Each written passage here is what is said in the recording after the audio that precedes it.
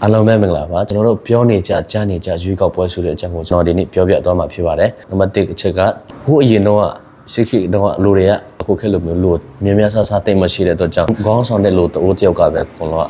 အိုးဆောင်နိုင်တယ်လမ်းပြနိုင်တယ်ဒါပေမဲ့လူတွေများလာပြီးတော့နိုင်ငံကြီးဖြစ်လာတယ်နိုင်ငံဖြစ်လာတဲ့အချိန်မှာလူတွေကသူတို့ပြောချင်တဲ့အရာကိုကိုစားပြောပြီးမဲ့အလုပ်ကိုသူတို့ကရွေးချယ်ဖို့စဉ်းစားလာကြတာဖြစ်ပါတယ်။နံပါတ်2အချက်ကမတရားတဲ့ဘယင်တွေဒါမှမဟုတ်မတရားတဲ့ခေါင်းဆောင်တွေကြောင့်ဖြစ်ပါတယ်။ဟိုအရင်ရှိခဲ့တော့ဆိုတော့ဘယင်တစ်ပါးဒါမှမဟုတ်ခေါင်းဆောင်တအိုးတယောက်ကခေါင်းဆောင်ပြီးတော့နိုင်ငံကိုအိုးဆောင်လမ်းပြတာဖြစ်ပါတယ်။ဒါပေမဲ့သူတို့ကအဲ့လိုမျိုးလုပ်တဲ့ချိန်ပြည်သူလူထုရဲ့အဆန္ဒမပါဘဲနဲ့သူတို့လုပ်ချင်တိုင်းလုပ်သူတို့ဆန္ဒရှိတဲ့အကုန်လုံးကြိုးကြိုင်ချဲလဲပြီးတော့အုပ်ချုပ်တာဖြစ်ပါတယ်။ဒါပေမဲ့အဲ့လိုအုပ်ချုပ်လာတဲ့ချိန်တည်းမတရားတာတွေအများများလာတယ်။ပြည်သူလူထုကကိုကြတဲ့လူကိုပိုင်ရွေးချယ်ပိုင်ခွင့်ရှိဖို့သူတို့တောင်းဆိုလာကြတာဖြစ်ပါတယ်။နံပါတ်3ချက်ကပထမဆုံးစတင်တဲ့နေရာကျွန်တော်တို့ဒီရွေးကောက်ပွဲစတင်တဲ့နေရာကဘယ်နေရာလဲဆိုတော့ဟိုရှိခိ Greek အဲ့ဒီမြို့က BC 900ဆိုကနေစတင်ဖြစ်ပေါ်လာတာဖြစ်ပါတယ်တဲ့။တမိုင်းပညာရှင်တွေပြောကြရပါတော့။18ရာဆို19ရာဆိုလောက်ကနေစပြီးတော့ကျွန်တော်တို့ဒီအမေရိကန်တို့ယူရိုပနိုင်ငံကနေစတင်ပြီးတော့တောင်းပြလာတယ်လို့အဲ့ဒီချိန်တော့ပြည်သူလူထုတွေကဘယ်လိုမဲပေးကြတယ်ဆိုတော့လက်မြောက်ပြီးတော့မဲတွေပေးကြတယ်တဲ့ဒါကတော့သူတို့စတင်ကျင်းပခဲ့တဲ့ရွေးကောက်ပွဲမဲပေးပုံပေါ့နော်နံပါတ်4ချက်ကမဲဆိုတဲ့အယိုစာပေါ်လာပေါ့အစားပိုင်းမှာဒီရွေးကောက်ပွဲကဒီနေ့ခေတ်လိုမျိုးလူတွေကမြေပြဆဆမရှိသေးဘူးဆိုတော့သူတို့လက်မြောက်ပြီးတော့ရွေးကောက်ပွဲသူတို့ကျင်းပတော့တာဖြစ်ပါတယ်ဒါပေမဲ့နောက်ပိုင်းမှာလူတွေများလာတဲ့အတွက်ကြောင့်စာချုပ်နဲ့အမဲပေးတဲ့စနစ်ဖြစ်ပေါ်လာတယ်ခုခေတ်လိုမျိုးပေါ့နော်လိုအပ်မဲဆိုတာစတင်ဖြစ်ပေါ်လာတယ်အဲ့တော့ကျွန်တော်တို့ဒီနေ့ခေတ်မှာမဲယုံတို့မဲပုံတို့ဆိုတာဖြစ်ပေါ်လာတယ်နံပါတ်5ချက်ကတော့ဒီနေ့ခေတ်ရွေးကောက်ပွဲဖြစ်ပေါ်လာပေါ့အဲ့လိုနဲ့အချိန်ကကြာလာတာနဲ့အမြကျွန်တော်တို့ကလူတိုင်းမဲပြခွင့်ရလာတယ်ဘာလို့လဲဆိုတော့အခုအရင်ခေတ်တော့ဒီ Greek ဆောပိုက်ခေတ်တော့ဆိုလူတိုင်းကမဲပြေးလို့မရဘူးဘာလို့လဲဆိုတော့အဲ့ဒီချိန်တော့ဂျွန်စနစ်စီတည်တဲ့အတွက်ကြောင့်ဂျွန်တွေကမဲပြေးလို့မရဘူးပြီးတော့စင်းရဲသားတွေလည်းမဲပြေးလို့မရဘူးဒါပေမဲ့အခုချက်မှာဒီနေ့ခေတ်မှာကျတော့အကုန်လုံးမဲပြေးလို့ရတယ်ချမ်းသာတာပဲဖြစ်စင်းရဲတာပဲဖြစ်အကုန်လုံးလူတိုင်းကအသက်ပြီးပြီဆိုတော့အကုန်လုံးမဲပြေးလို့ရတယ်ပြီးတော့မဲပြေးတဲ့လူတွေကလည်းဥပဒေနဲ့အကာအကွယ်လည်းရှိတယ်ဒါဒီနေ့ခေတ်ရဲ့ရွေးကောက်ပွဲအခြေအနေဖြစ်ပါတယ်ကျွန်တော်တို့မြန်မာနိုင်ငံမှာကတော့ရွေးကောက်ပွဲပြတဲ့ချိန်ကျင်းပခဲ့လဲဆိုတော့ကျွန်တော်တို့ဒီလွတ်လပ်ရေးမတိုင်ခင်1940ခုနှစ်ချိန်လည်းရှိတယ်ပြီးတော့1950 51 1960 1990 2010 2015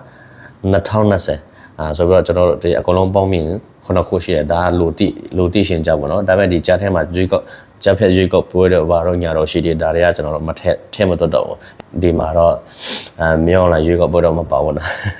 ဒါရွေးကောက်ပွဲဖြစ်ပေါ်လာပုံပေါ့နော်ဒါကျွန်တော်အချင်းချုပ်ပြောပြတော့တာဖြစ်ပါတယ်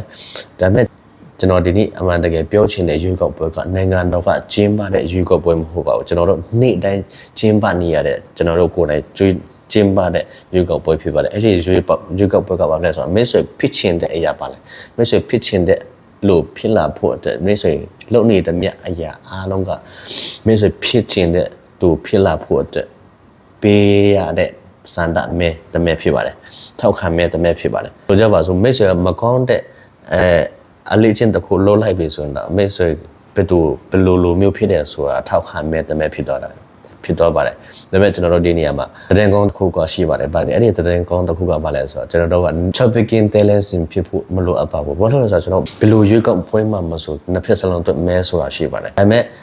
အနိုင်ရအပါတီဖြစ်လာဖို့အတွက်မဲတွေအကုန်လုံးရဖို့မလိုအပ်ပါဘူးဒါပေမဲ့အရေးကြီးဆုံးက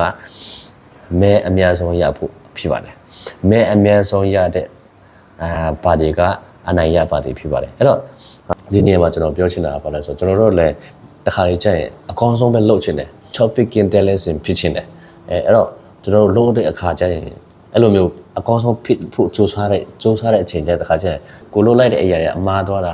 ချုပ်ယွန်းသွားတာပေါ့နော်လွှဲချော်သွားတာအဲ့လိုမျိုးတစ်ခါကျရင်ရှိတယ်ဒါမှမဟုတ်အချင်းစိုးတွေကျွန်တော်တို့လုံးမိသွားတာရှိတယ်အဲ့ဒီချိန်ကျရင်ဟာငါဒါလေးတော့မထိန်ချုံနိုင်တာကိုယ်စိတ်တော့ဒီလောက်လွယ်တဲ့အရာကိုဘာလို့မလွတ်နိုင်တာလဲဒီလောက်လွယ်တဲ့အရာကိုဘာလို့ကိုယ်စိတ်ကိုမထိန်ချုံနိုင်တာလဲဆိုပြီးတော့တစ်ခါကျရင်ကိုပြစ်တင်တဲ့အချိန်မျိုးလည်းရှိတတ်တယ်ဒါပေမဲ့ဒီနေ့ကနေစပြီးတော့အဲ့လိုမျိုးအဖြစ်မတင်ပါနဲ့တော့ဘာလို့လဲဆိုတော့မိတ်ဆွေရောက်ချင်တဲ့မိတ်ဆွေပန်းတိုင်ရောက်ဖို့အတွက် အကုန်လုံးကိုကျွန်တော်တို့မဲအကုန်လုံးရဖို့မလိုအပ်ပါဘူး။မင်းဆိုရောက်ချင်တဲ့ပန်းတိုင်ရောက်ဖို့ရီမန်းချက်ပန်းတိုင်ရောက်ဖို့အတွက်လေ့ကျင့်ကောင်းတဲ့အများကြီးလုပ်ဖို့အရေးကြီးပါတယ်။အဲ့ဒီအချိန်မှာ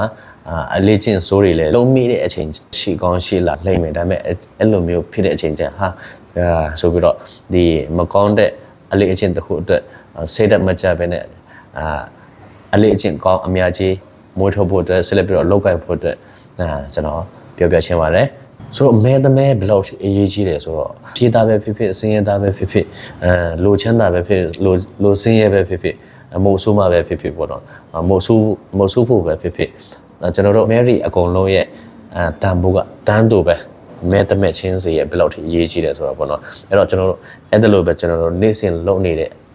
ကျွန်တော်တို့အလေးအကျင့်တွေကဘယ်လောက်ထိအရေးကြီးလဲဆိုတော့ကျွန်တော်တို့ရီမန်းချက်ပန်းတိုင်ရောက်ဖို့အတွက်ကျွန်တော်တို့အလေးအကျင့်ကောင်းတွေကကျွန်တော်တို့ရောက်မဲ့ပန်းတိုင်တွေအတွက်အများအားမဲတမဲစီဖြစ်တယ်ဆိုတာကျွန်တော်ပြောပြချင်းဖြစ်ပါတယ်ဒီဗီဒီယိုကိုအဆုံးထိကြည့်ပေးတဲ့အတွက်ကျေးဇူးတင်ပါတယ်မိတ်ဆွေတို့အကျိုးတစ်ခုခုရလိမ့်မယ်လို့မျှော်လင့်ပါတယ် Stand still see you the next video bye bye